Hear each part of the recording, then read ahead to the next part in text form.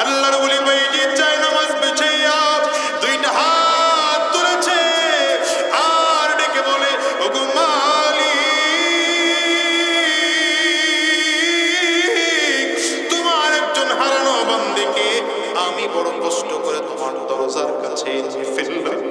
হায় আল্লাহ, আমার কাজ আমি করেছি, তোমার কাজ তুমি কইরো। হায় আল্লাহ, তোমার এই বান্দি পথ হারিয়ে ফেলেছিল, আমি তোমার রাস্তার কাছে এসে এনে ফেলে দিলাম। মহিলা যখন আল্লাহর ওলির কথাগুলো শুনতেছে আর কাঁদতেছে, মহিলা আলমারির ভেতর থেকে 40 দিরহামের পোটলা টাইনা আল্লাহর ওলি বাইজিদের সামনে দিয়া পেছনে দাঁড়ায় বলে, আপনারে চিনি না, বাড়ি কোথায় আপনার জানি না, নাম কি আপনার, ঠিকানা কই জানি না, তবে আমার জন্য আপনি এত দরদ নিয়ে কান্না করেন। না না, আর কান্না করতে হবে না, কান্না করতে হবে না, আমি ওয়াদা করলাম এখন থেকে আর একটা রাত যুবক নিয়ে কাটাবো না। যদি আমার রাত কাটাইতে হয় জানামাজে দাঁড়ায়া দাঁড়ায়া এখন থেকে জীবন কাটাবো, এখন থেকে আমার মালিকরে নিয়ে রাত কাটাবো। এই রে দুনিয়ার মুসলমানেরা, এমন হলো, এটা হলো জীবন।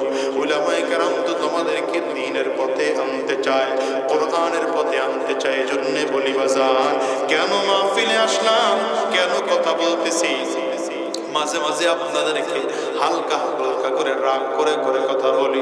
কেন বলি বাজার, একটাই মাত্র কারণ, আমিও জান্নাতে যেতে চাই, আপনাদেরকেও সাথে করে নিয়ে জান্নাতে যেতে চাই। এখন যেমন একসাথে আমরা সব বসা আছি, কিয়ামতের ময়দানে যেন মালিকের সামনে দাঁড়িয়ে বলতে পারি, ওগো মালিক, এই মানুষগুলোকে নামাজের দাওয়াত দিয়েছিলাম, এই মানুষগুলো নামাজ পড়েছে, আপনারাও যেন বলতে পারেন, আল্লাহ, এই মানুষটার কথা শুনে আমরা দ্বীনের পথে চলেছি, এই মানুষটার 1 ঘন্টার বয়ান শুনে নামাজ ধরেছি, এই মানুষটার 1 ঘন্টার বয়ান শুনে আমরা কোরআনের পথে চলেছি। খোদার কসম করে বলে যাই, দিলের এই একটাই মাত্র চাহিদা, মুসলমান ভাইরে আসো, তুমিও নামাজি হয়ে যাইবা, আমিও নামাজি হয়ে যাব, তুমিও ইমানদার হয়ে যাইবা, আমিও ইমানদার হয়ে যাব, তুমিও কোরআনওয়ালা হইবা, আমিও কোরআনওয়ালা হব, তুমিও আল্লাহর পাক্কা সচ্চা গোলাম হইবা, আমিও আল্লাহর পাক্কা সচ্চা গোলাম হব। তুই ইয়া রাসূলি বাজান হাত উঁচা করে দেখা। আল্লাহ, তুমি তোমার গোলামদেরকে কবুল করে নাও, আমাদেরকে নামাজি বলে কবুল করে নাও, ইমানদার বলে কবুল করে নাও, কোরআনওয়ালা বলে কবুল করে নাও। চিল্লায় জবান খুলে বলো আমিন। বাগদাদে এক চরিত্রহীনা মহিলার আগমন। বাগদাদে চরিত্রহীনা মহিলা 40 দিরহাম দিয়া সারা রাত যুবককে নিয়ে ফুর্তি করে। খবরটা চলে আসছে বাইজিদ বুস্তামি রাহমাতুল্লাহি আলাইহির কাছে। কার কাছে? আল্লাহর ওলি বাইজিদ বুস্তামি রাহমাতুল্লাহি আলাইহি। চিন্তা করেন, এত ফিকির করি, এত চেষ্টা করি, এত মেহনত করি, আর একজন মহিলা যুবকদের চরিত্র নষ্ট করে দিবে, হয় না। বাইজিদ বুস্তামি রাহমাতুল্লাহি আলাইহি বললেন, খবর নাও, কত টাকা দিলে 1 রাত তার সাথে কাটানো যায়? বলে 40 দিরহাম। কত দিরহাম? 40 দিরহাম মানে বুঝেন? এক দিরহাম মানে এই যুগের প্রায় 1.5 ভরি স্বর্ণ। বাইজিদ বুস্তামি রাহমাতুল্লাহি আলাইহি বলেন, ঠিক আছে। বড় কষ্ট করে 40 দিরহাম রেডি করলেন। মহিলার বাড়ির দরজার সামনে গিয়া পাগড়ি টাগড়ি বাইন্ধা জায়নামাজ বিছায় বসে রইছে। হুজুর মানুষ দেখা কেউ আর ওই বাড়ির সামনে দিয়া হাঁটে না, সব দূর দূর দিয়া দেখেন আদব কাকে। কিন্তু সন্ধ্যা হয়ে গেল, মহিলা চিন্তা করে, কি ব্যাপার, আজকে কোনো কাস্টমার নাই যে? কাজের মেয়েটাকে ডেকে বলে, কি রে, আজকে কোনো লোক দেখা যায় না? তো কাজের মেয়ে বলে, লোক দেখবেন কেমনে, আপনার বাড়ির সামনে এক মোল্লা বেরিয়েছে। মহিলা মিলাইতে পারতেছে না, আমার বাড়ির সামনে মোল্লা কেন? কাজের মেয়েটারে গিয়ে বলে, ডাক দে, জিজ্ঞাসা কর মোল্লা কি বলতে চায়, কেন করছে এখানে।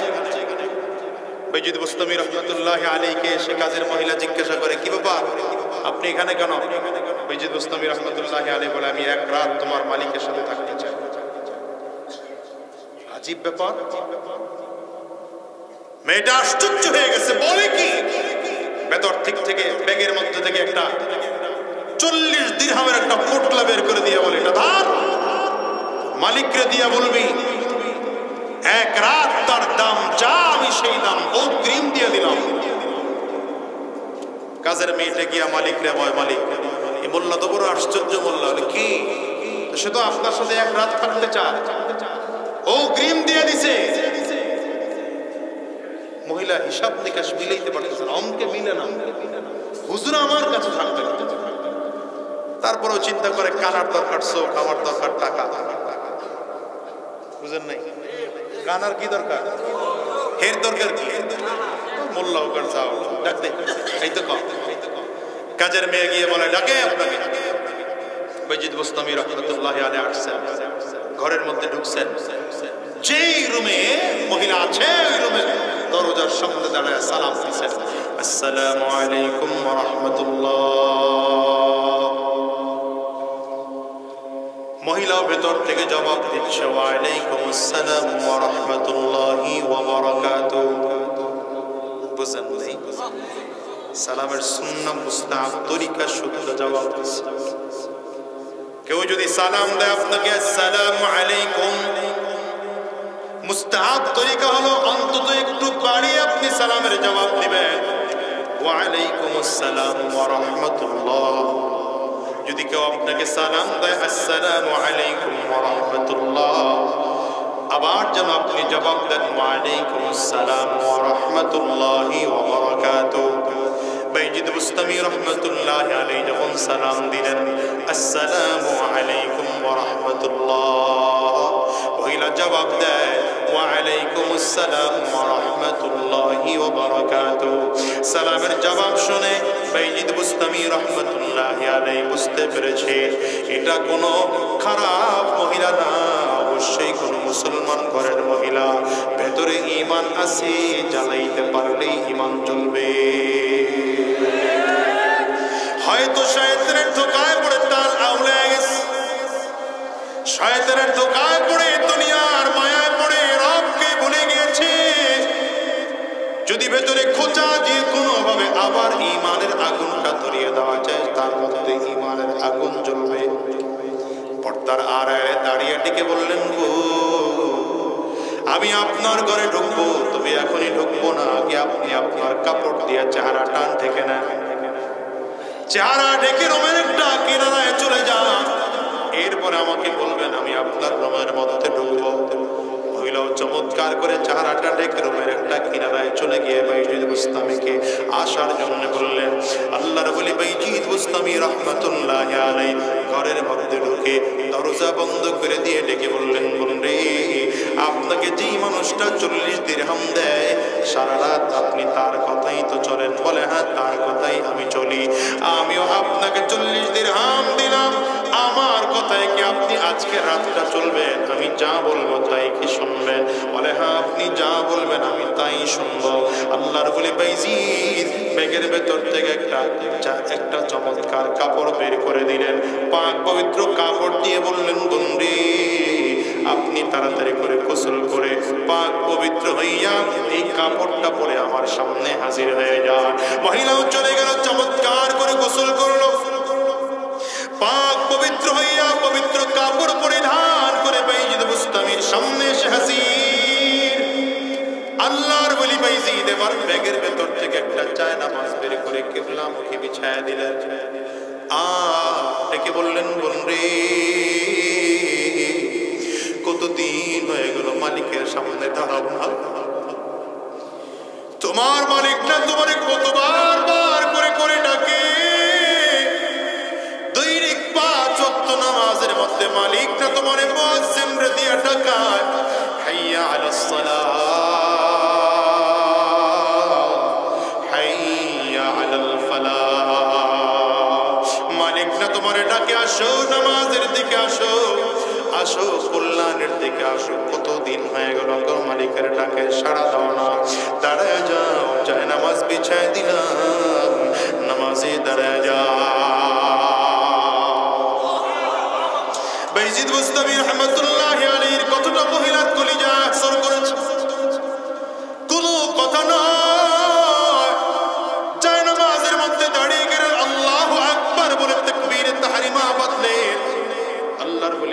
বুঝতামই বললেন এখন সানা পড়ো। মহিলা সানা পড়তে শুরু করেছেন।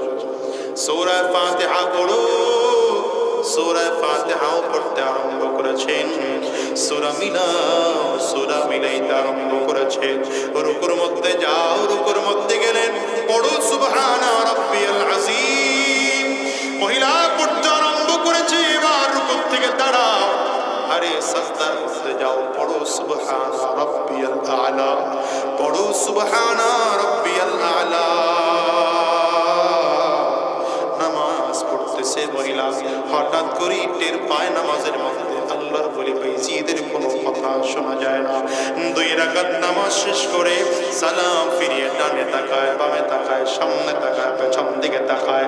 যেই মানুষটা এতক্ষণ আমাকে চেষ্টা করে নামাজে দাঁড় করায় দিল, ওই মানুষটা চারিদিক খুঁজে কোথাও পায় না। হঠাৎ করে দেখে রুমের থেকে কান্নার আওয়াজ আসতেছে। রুমের দরজাটা হালকা করে ধাক্কা দিয়ে দেখে আল্লাহর ওলি বাইজি চায় নামাজ বিছাইয়া 2টা হাত তুলেছে আর ডেকে বলে, ওগো মালিক, তোমার একজন হারানো বান্দাকে আমি বড় কষ্ট করে তোমার দরজার কাছে এনে ফেললাম। হায় আল্লাহ, আমার কাজ আমি করেছি, তোমার কাজ তুমি কইরো। হায় আল্লাহ, তোমার এই বান্দি পথ হারিয়ে ফেলেছিল, আমি তোমার রাস্তার কাছে এসে এনে ফেলে দিলাম। মহিলা যখন আল্লাহর বলির কথাগুলো শুনতেছে আর কাঁদতেছে, মহিলা আলমারির ভেতর থেকে 40 দিরহামের পোটলাটাই না আল্লাহর বলি বাইজিদের সামনে দিয়া পেছনে দাঁড়ায় বলে, আপনারে চিনি না, বাড়ি কোথায় আপনার জানি না, নাম কি আপনার, ঠিকানা কই জানি না, তবে আমার জন্য আপনি এত দরদ নিয়ে কান্না করেন। না না, আর কান্না করতে হবে না, কান্না করতে হবে না, আমি ওয়াদা করলাম এখন থেকে আর একটা রাত যুবক নিয়ে কাটাবো না। যদি আমার রাত কাটাইতে হয় জানামাজে দাঁড়ায়া দাঁড়ায়া এখন থেকে জীবন কাটাবো, এখন থেকে আমার মালিকের নিয়ে রাত কাটাবো। এই রে দুনিয়ার মুসলমানেরা, এমন হলো, এটা হলো জীবন। উলামায়ে কেরাম তো তোমাদেরকে দ্বীনের পথে আনতে চায়, কোরআনের পথে আনতে চায়। এজন্য বলি বাজার, কেন মাহফিলে আসলাম, কেন কথা বলতেছি, মাঝে মাঝে আপনাদেরকে হালকা হালকা করে রাগ করে করে কথা বলি। কেন বলি বাজার, একটাই মাত্র কারণ, আমিও জান্নাতে যেতে চাই, আপনাদেরকেও সাথে করে নিয়ে জান্নাতে যেতে চাই। এখন যেমন একসাথে আমরা সব বসা আছি, কিয়ামতের ময়দানে যেন মালিকের সামনে দাঁড়িয়ে বলতে পারি, ওগো মালিক, এই মানুষগুলোকে নামাজের দাওয়াত দিয়েছিলাম, এই মানুষগুলো নামাজ পড়েছে। আপনারাও যেন বলতে পারেন, আল্লাহ, এই মানুষটার কথা শুনে আমরা দ্বীনের পথে চলেছি, এই মানুষটার 1 ঘন্টার বয়ান শুনে নামাজ ধরেছি, এই মানুষটার 1 ঘন্টার বয়ান শুনে আমরা কোরআনের পথে চলেছি।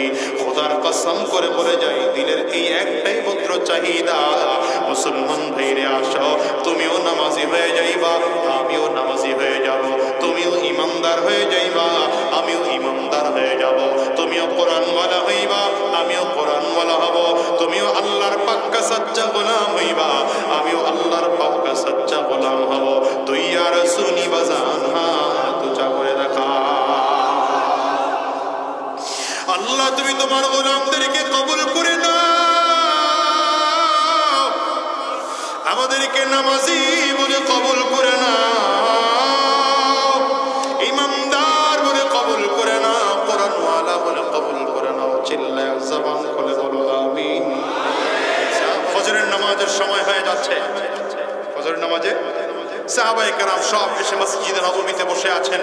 রাহমাতুল লিল আলামিন ঘর থেকে বের হচ্ছেন না, অর্থাৎ আল্লাহ তাআলা নবীকে ঘুম পাড়িয়ে রেখেছেন উম্মতকে নতুন কিছু শেখানোর জন্য। সুবহানাল্লাহ, আওয়াজ করে বলেন। রাহমাতুল লিল আলামিনকে আল্লাহ তাআলা ঘুম পাড়িয়ে রেখেছেন, ফজরের নামাজের সময় চলে যায়। পারলেন না আপনারা কথাগুলো বন্ধ করতে চাইলেন, পাশে মাঠঘাট ছিল না, বাজারটার মধ্যেই দেওয়া লাগলো। তো মসজিদে দিতেন, তাও তো একটা কায়দা কানুন।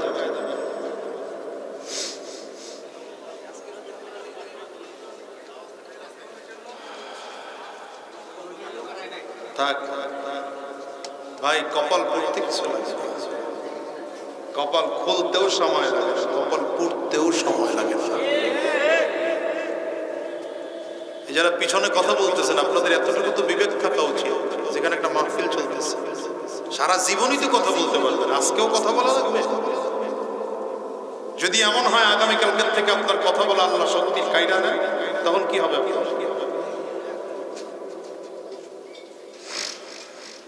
আল্লাহ হেফাজত করুন, আমিন বলেন। রাগ করতেছেন আপনারা? আল্লাহ নবীজিকে আল্লাহ তাআলা ঘুম পাড়িয়ে রাখলেন, নামাজের সময় চলে যায়, নবীজি মসজিদে আসেন না, সাহাবায়ে কেরাম অপেক্ষায় আছে। আরে নবীজি না আসলে কেমন করে নামাজ পড়বো? সময় ধীরে ধীরে পার হয়ে যাচ্ছে, না সূর্য ওঠার সময় খুব কাছে। নবীজি তো ঘুম থেকে উঠেন না, মানে ঘুম থেকে উঠেন না মানে কি আমার নবীকে আল্লাহ উঠান না, ঠিক না বেটি? সাহাবায়ে কেরাম পরামর্শ করলেন কি করা যায়, বলে তাড়াতাড়ি করে নবীকে ঘুম থেকে ডাকার ব্যবস্থা করতে হবে। আবু বকর সিদ্দিকরা সবাই মিলে বলেন, ভাই আপনি মুরব্বী মানুষ, আপনি যান। আবু বকর সিদ্দিক রাদিয়াল্লাহু আনহু বলেন, ভাই আমি না, কেউ গিয়া নবীকে ডাকার সাহস পায় না, কারণ কে নবীকে ডাকে? সব মিলে চিন্তা করতেছে আমরা কেউ যাব না, বিলালকে পাঠাবো। কারে পাঠাবো? হযরত বিলাল হাবশী রাদিয়াল্লাহু আনহু যেহেতু মুয়াজ্জিন, মসজিদে নববীর মুয়াজ্জিন এবং নবীজির খুব পছন্দের মুয়াজ্জিন, আমার নবী হযরত বিলাল হাবশী রাদিয়াল্লাহু আনহুকে বড় মহব্বত করেন, বড় পছন্দ করে নিয়োগ দিয়েছেন। সবাই গিয়া বলে, বিলাল তুমি গিয়া নবীকে ডাক দাও। হযরত বিলাল তো সাহাবায়ে কেরামদের দিকে তাকায় তাদের কথার কারণে গেছেন, নবীজির দরজার সামনে দাঁড়ায় আছে। কি বলবে হুজুর? নবীজি কি বলবে? হুজুর নামাজ পড়বেন না, উঠেন। আদব দেখেন, আদব দেখেন। এই আদব যতদিন ছিল ততদিন দিন ছিল, এখন আদব নাই তো দিন নাই। কথা বলেন না? সমাজের মানুষগুলো বেয়াদব হয়ে গেছে, নিজে বিড়ি খায়, হুজুরের দোয়া খাওয়া। কথা বলেন না? একটা সময় আদব ছিল। হযরত বিলাল হাবশী রাদিয়াল্লাহু আনহুকে পাঠিয়েছেন, বলে আছে না ভুলে গেছে? রাহমাতুল লিল আলামিনের দরজার সামনে দাঁড়িয়েছেন হযরত বিলাল। আমার নবীকে হযরত বিলাল কি বলে ডাকবে? ওখানে যে দাঁড়ায় বলবে, নবী তাড়াতাড়ি করে আসেন, নামাজের সময় চলে যায় না, সেটাও তো আমার নবীকে বলা সম্ভব না। কারণ যেই নবী আমাদেরকে নামাজ শিখাইলেন, সেই নবীরে কেমন করে নামাজের দাওয়াত দেব না, সেটাও তো বলা সম্ভব না। নবী যে বলবো হুজুর ঘুম থেকে ওঠেন, তাও তো বলা সম্ভব না। কারণ আমার রাহমাতুল লিল আলামিনের চোখ ঘুমায়, কিন্তু নবীজির কলব ঘুমায় না। রাহমাতুল লিল আলামিনকে ডাকা যায় না। হযরত বিলাল নবীজির দরজার সামনে দাঁড়িয়ে আছে, কি বলে আমার নবীকে ডাক দিবেন? হঠাৎ করে দরজার কাছে মুখ লাগাইয়া দিয়া নতুন একটা শব্দ বের হয়ে গেল। হযরত বিলাল ডেকে বলে, আসসালাতু খায়রুম মিনান নাওম। একবার ডাক দিয়ে চিন্তা করেন, যদি ঘুম থেকে নবীজি না ওঠেন, আরেকবার জোরে করে ডাকি, আসসালাতু খায়রুম মিনান নাওম। হযরত বিলাল টের পাইলেন নবী ঘুম থেকে উঠে গেছেন, চলে আসছেন। হযরত বিলাল, ও মুসলমান রে, আদব বুঝাইতে চাই আমার নবীকে সাহাবায়ে কেরাম কি পরিমাণ আদবওয়ালা হিসেবে চলতেন, নবীর সাথে কেমন করে আদবওয়ালা হয়ে সাহাবায়ে কেরাম চলতেন। নবীরে ঘুম থেকে উঠাবে, কেমন করে উঠাবে জানা নাই। দরজার সামনে দাঁড়ায় বলে, ঘুম থেকে নামাজ পড়ো, ঘুম থেকে নামাজ পড়ো। নবীজির ঘুম থেকে ডাকাও হয়নি, কথা বলে না। আবার নবীজি আওয়াজ কানের মধ্যে গিয়েছে। রাহমাতুল লিল আলামিন নামাজ পড়তে চলে আসলেন, ফজরের নামাজ। নামাজ শেষ করে সাহাবায়ে কেরামদেরকে বললেন, সাহাবীরা আমাকে কে ডাকতে গিয়েছিল? হযরত বিলাল বড় ভয়ে ভয়ে দাঁড়িয়েছেন, চেহারাটা লাল হয়ে গিয়েছে। দেখলেন বিলালের পানি পড়তেছে, দাঁড়িয়েছেন, আনা ইয়া রাসূলুল্লাহ, হুজুর আমি গিয়েছিলাম, তবে যাইতে চাই না, আমার অন্যান্য সাহাবীরা জোর করে আপনার কাছে পাঠিয়েছে। রাহমাতুল লিল আলামিন বলেন, বিলাল কিছু ভালো কথা, কোনো অসুবিধা নাই, তবে নতুন শব্দ দুইটা কই পাইলা। মনে রাখবেন এই দিন পর্যন্ত ফজরের আযানে এই শব্দ দুইটা ছিল না। হযরত বিলাল দাঁড়ায় বলে, আপনার দরজার সামনে যখন দাঁড়াইল, দাঁড়িয়ে দাঁড়িয়ে চিন্তা করি রাহমাতুল লিল আলামিনকে কি বলে ডাক দেব। হুজুর নামাজ পড়তে আসেন, এটাও বলা যাবে না, ঘুম থেকে জাগেন, এটাও বলা বেয়াদবি, হুজুর নামাজের সময় চলে যায়, এটাও বলা বেয়াদবি, আমার নবীর সাথে কি বলে ডাকবো। রাত করে আল্লাহ তাআলা আমার ব্রেইনে কথাটা ঢেলে দিয়েছে। হায় রে, আমিও আপনার সামনে দাঁড়ায় বললাম, পয়গম্বর ঘুম থেকে নামাজ ভালো, আমার নবী ডাক দেয়, বিলাল যেহেতু আল্লাহ তাআলা তোমার ব্রেইনে কথাটা ঢেলে দিয়েছে, আগামীকাল থেকে প্রতিদিন ফজরের নামাজের সময় এই দুইটা কথা আযানে পড়ায় নিবা।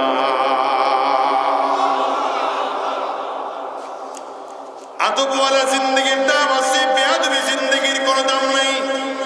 কথা কয় না।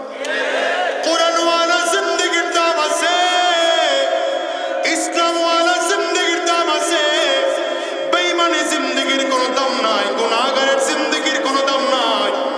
ঈমানওয়ালা জিন্দেগির দাম, নামাজি জিন্দেগির দাম, কোরআনওয়ালা জিন্দেগির দাম, আমলওয়ালা জিন্দেগির দাম, নেক আমলওয়ালা জিন্দেগির দাম, গুনাহওয়ালা জিন্দেগির কোনো দাম নাই। মনে করতে পারো দুনিয়ার টাকাওয়ালারা বড় পাওয়ার নিয়ে চলে, খোদার কসম পাওয়ার যদিও থাকে, কিন্তু কোনো পরিস্থিতি এমন হয় দুপুরের খানা পাকানো থাকলেও না খাইয়া পালাতে হয়।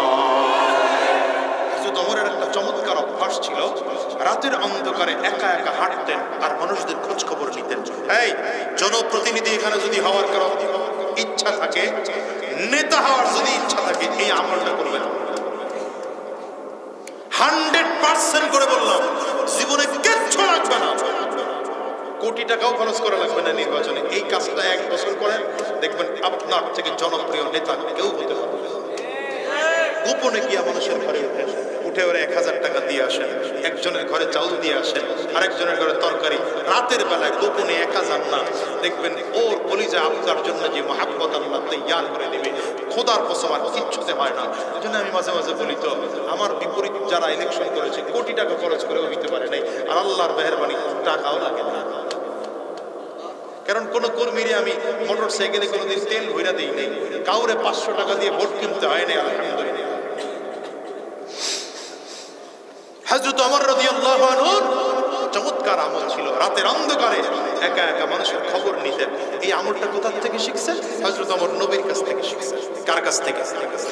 রাহমাতুল লিল আলামিন একবার রাতের বেলা বের হয়েছে সাহাবীদের খবর নেওয়ার জন্য। জামার সাহাবী রাতের বেলায় কি কি আমল করা আমি একটু দেখে আসি তো। সুবহানাল্লাহ, কেমন উস্তাদ, কেমন নবী, কেমন নবী। রাহমাতুল লিল আলামিন বের হয়েছেন, আবু বকর সিদ্দিক রাদিয়াল্লাহু আনহুর বাড়িতে সর্বপ্রথম গিয়েছেন। তো গিয়ে দরজার সাথে মুখ লাগিয়ে শুনতেছেন আবু বকর সিদ্দিক নামাজে দাঁড়িয়ে কোরআন পড়তেছেন আর চোখের পানিগুলো ফেলে ফেলে কাঁদতেছেন। কিন্তু আবু বকর সিদ্দিক যে নামাজে কোরআন পড়তেছেন, নামাজের তিলাওয়াতের আওয়াজটা কম আওয়াজ দিয়ে পড়তেছেন। আমরা ঘরে বসে বসে যেমন পড়ি, অনেকক্ষণ নবীজি মধুর তিলাওয়াত শুনে চলে গেলেন আমার ফারুক রাদিয়াল্লাহু আনহুর বাড়িতে। হযরত ওমরের বাড়ির বাউন্ডারি দিয়ে ঢুকতেই শুনতেছেন জোরে জোরে কোরআন পড়তেছে হযরত ওমর। রেজাল্ট দুইজনেরই কি ভালো, বুঝেন না? রেজাল্ট দুইজনের রিপোর্ট ভালো। নবীজির মনে এক চিন্তা, ওমর এত জোরে জোরে কোরআন পড়ে, আবু বকর এত আস্তে আস্তে কোরআন পড়ে, কারণ কি? ফজরের নামাজ পড়ার জন্য নবীজি চলে আসলেন, সব সাহাবায়ে কেরাম আসলেন। নবী আমার দাঁড়িয়ে বললেন, এই সব চলে যাও, আবু বকর ওমর তোমরা দুইজন বসবে, তোমাদের সাথে কথা আছে। দুজন বসেছেন।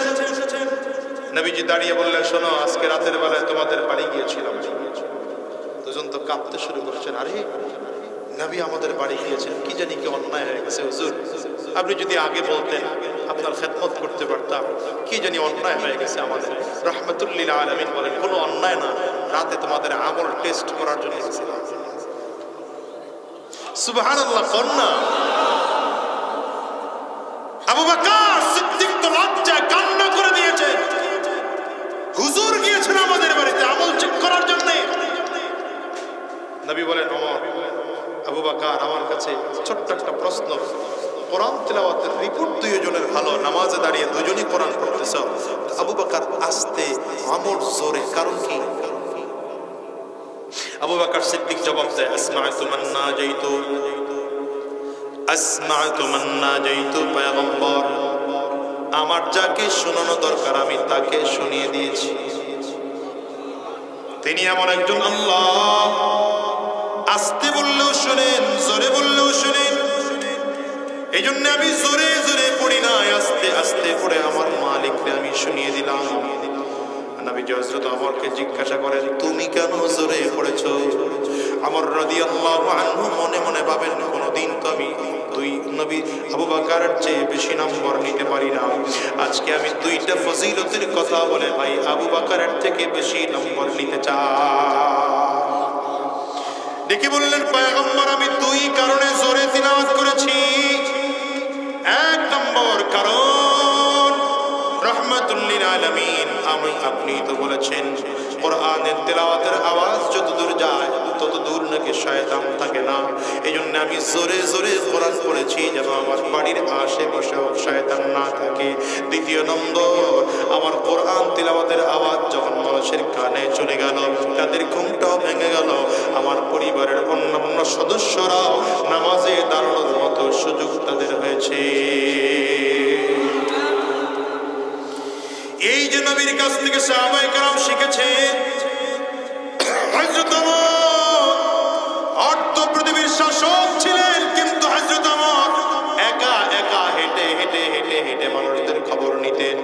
সিরিয়ায় গিয়েছেন, সিরিয়ায় যাওয়ার পরে সাথী হয়েছিলেন আলী রাদিয়াল্লাহু আনহু আর উসমান বিন আফফান রাদিয়াল্লাহু আনহু।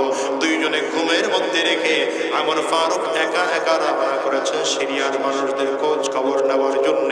হঠাৎ করে তাকিয়ে দেখেন রাত গভীর, হালকা করে চাঁদের আলো, এই আলোর মধ্যে একজন বুড়ি মহিলা বাড়ির সামনে দরজার মধ্যে চেহারা মলিন করে বিষণ্ণ মন নিয়ে বসা আছে। মহিলা হযরত ওমর থ হয়ে দাঁড়িয়ে গেছেন। কেন মহিলা এত বড় কথা বললো, কারণটা কি? হযরত ওমর ডেকে বললেন, মা আপনি ওমরকে চিনেননি, দেখছেননি কোনোদিন? মহিলা বলে, না দেখি নাই, তবে আল্লাহ যেন কোনোদিন ওরে আমার চোখের সামনে দাঁড় করায়। হযরত ওমর আরো ভয় পেয়ে গেলেন। কেন মা, ওমরের প্রতি আপনি এত ক্ষিপ্ত কেন? মহিলা বলে, কেন ক্ষিপ্ত হব না, আজকে কত বছর হয়ে গেল ওমর শাসন করে। শুনেছি এই রাস্তা দিয়ে ওমর নাকি বহুবার আসছে আর গিয়েছে, কোনোদিন আমার খবর নিতে আসে নাই, কোনোদিন আমাকে একটা সরকারি সুবিধাও দিল না। আমি বৃদ্ধা মানুষ, মানুষের বাড়িতে কাজ করে খাবো তাও পারি না, আমার ঘরে স্বামী নাই, সন্তান নাই, জমিন থেকে বিদায়, অসহায় অবস্থা আমি কেমন আছি, ওমর আমার খবরটুকু নিতে পর্যন্ত আসে না। আমি ওরে কিয়ামতের ময়দানে আল্লাহর সামনে আসামির কাঠ গড়ায় দাঁড় করাবো।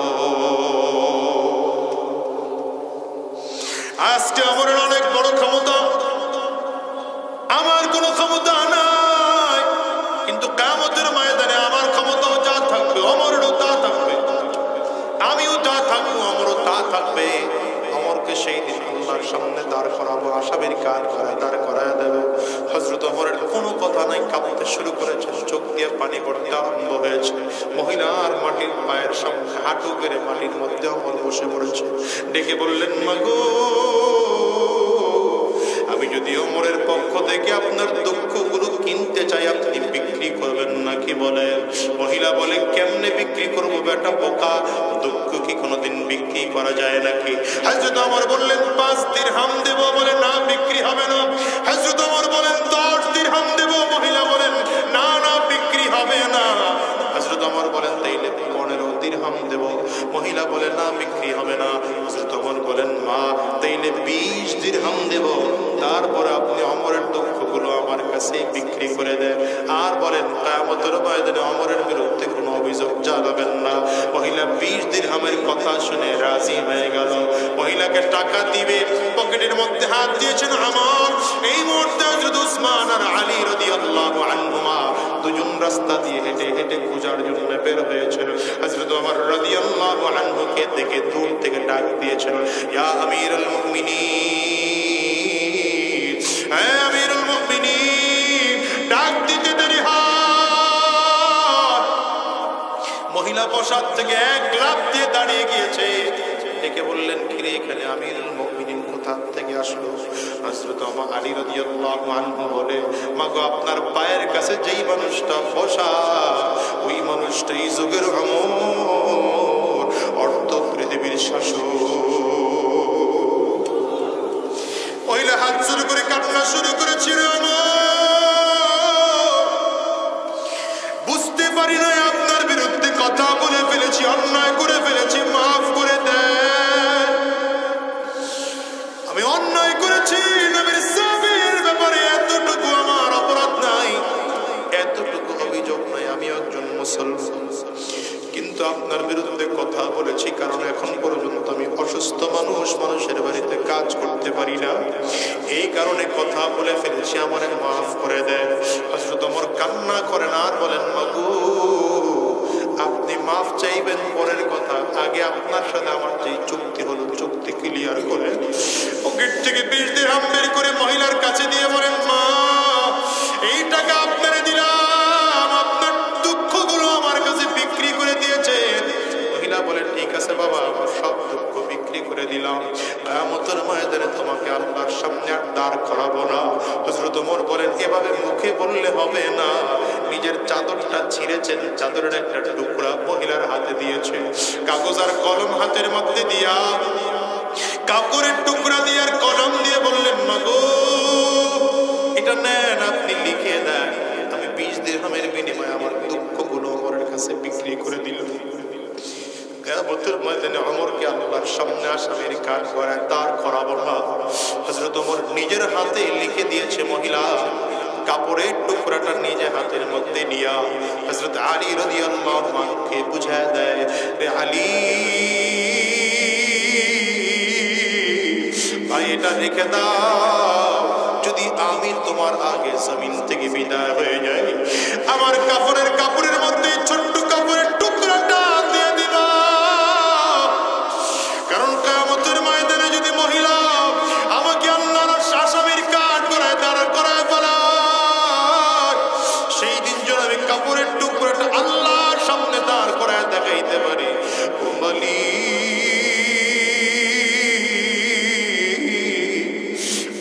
সকল দুঃখগুলো মহিলার আমি টাকার বিনিময়ে কিনে নিয়েছিলাম। আল্লাহ, ও দুনিয়ার মুসলমানেরা বলো, দুনিয়ার নেতা হওয়ার জন্য পাগল হয়ে গেছো, ক্ষমতা যাওয়ার জন্য পাগল হয়ে গেছো, ক্ষমতা কত ভারী তুমি জানো নাকি?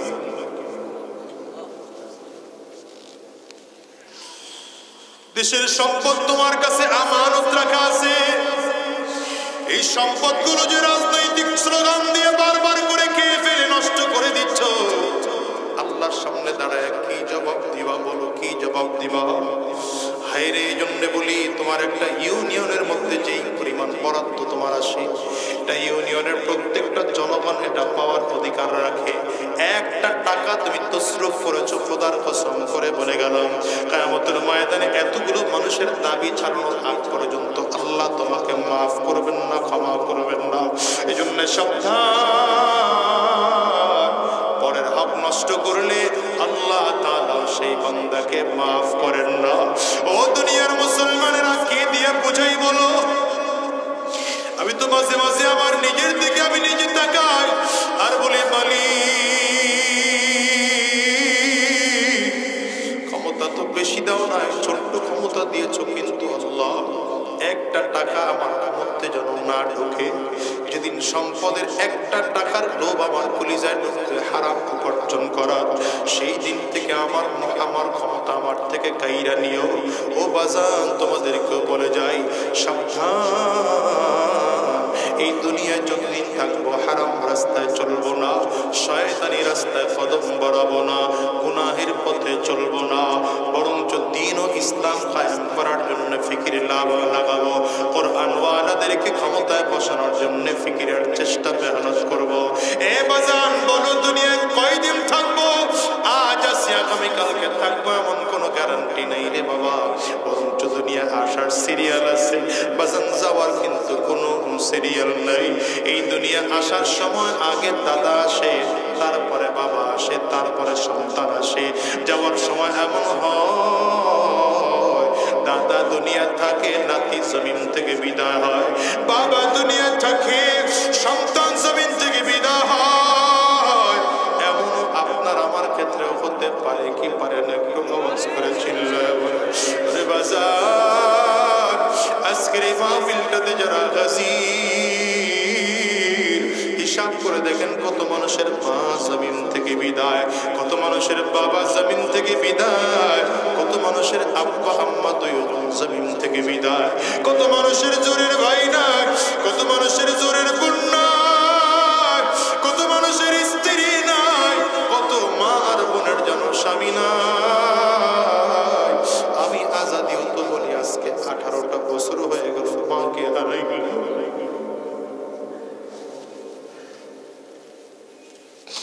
নিজের টাকা দিয়ে আমার মাকে যে একটা আপেল কিনে খাওয়াবো, 18 বছরে আমার যোগ্যতা হয় নাই রে বাবা। একটা কাপড় কিনে আমার মাকে দেব, এই যোগ্যতা আমার হয় না। আজকের এই বস্তিতেও তো আমার মতো মা হারা মানুষ আছেন না নাই? আওয়াজ করে বলে এ বাজান, কে কে মা হারিয়েছেন একটু হাতটা উঁচা করে দেখ। কার কার ঘরে বাবা নাই আপনারাও হাত উঁচা করে দেখার, একটু হাতগুলো তুলে রাখেন। আমার যুবকেরা তাকিয়ে তাকিয়ে দেখো মা হারা মানুষগুলো কেমন করে কান্না করে, বাবা হারা মানুষগুলোর চোখ দিয়ে কেমন করে পানি বের হয়। এই যুবক, এই মানুষগুলোর দিকে তাকিয়ে তাকিয়ে দেখো, এই মানুষগুলো হাত তুলেছে, এদের কারো ঘরে মা নাই, কারো ঘরে বাবা নাই। আজকের বাসায় গিয়া দরজার মধ্যে টোকা দিলে হয়তো তোমার মা দরজা খুলবে, বাবা তাকাবে। এই মানুষগুলো বাসায় গিয়া দরজার মধ্যে টোকা দিলে এদের মা দরজা খুলবে না। আমি আজাদিও তো বাসায় গিয়া দরজার মধ্যে টোকা দিলে মা দরজা খুলবে না। এই জন্য বলে যাই রে বাজার, কয়দিন দুনিয়া থাকবা বলো? আজ আছি দুনিয়া, আগামীকালকে থাকবো এমন কোনো গ্যারান্টি না।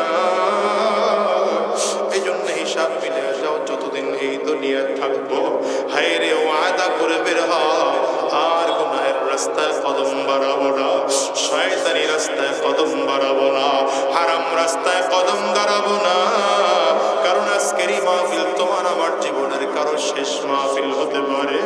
আজকের এই মোনাজাত তোমার আমার জিন্দেগির শেষ মোনাজাত হতে পারে। আজকের এই রাত তোমার আমার জীবনের শেষ রাত হতে পারে। আজকের এই মাহফিল থেকে ওয়াদা করে বের হও, আয় আল্লাহ, যতদিন এই দুনিয়া থাকবো হারাম রাস্তায় কদম বাড়াবো না, গুনাহের রাস্তায় কদম বাড়াবো না, আর শয়তানি রাস্তায় চলবো না, আর ঘুষের কারবার করবো না, আর সুদের কারবার করবো না। কারা কারা ওয়াদা করতে তৈয়ার? দুইটা হাত উঁচা করে আল্লাহকে দেখা, আওয়াজ দিয়ে জবান খুলে জোরে ডাকো আল্লাহ। চোখে যদি পানি না আসে কান্নার বাঁধ ধরে ডাকো। ডানে আর বামে তাকিয়ে দেখো কার চোখে পানি বাসা, ওই মানুষটার দিকে তাকিয়ে নিজের নিজের ধিক্কার মারো, আর চোখের পানি ফেলা ফেলা কান্দো, আর ডেকে বলো আল্লাহ,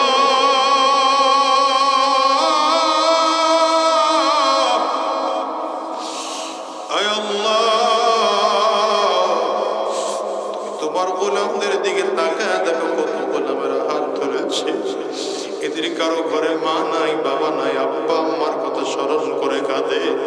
সবাই মিলে ওয়াদা করলাম আর হারাম রাস্তায় কদম বাড়াবো না, আর শয়তানি রাস্তায় কদম বাড়াবো না, আর গুনাহের পথে চলবো না।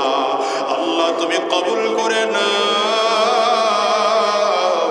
আওয়াজ দিয়ে চিল্লায় বলো আমিন।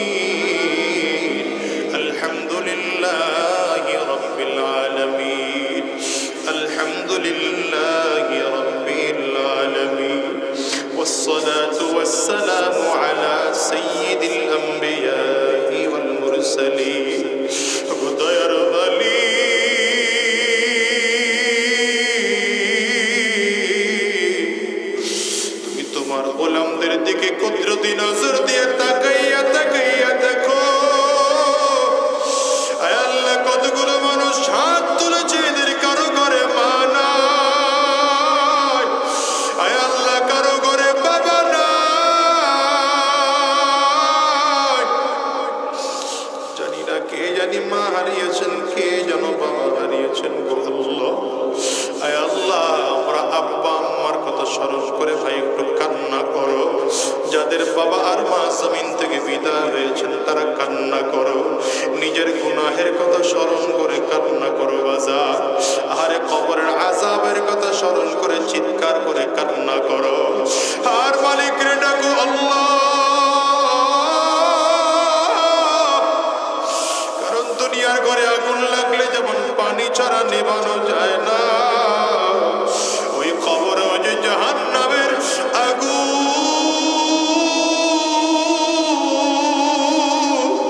ওটাও কিন্তু চোখের পানি ছাড়া নিভানো যাবে না।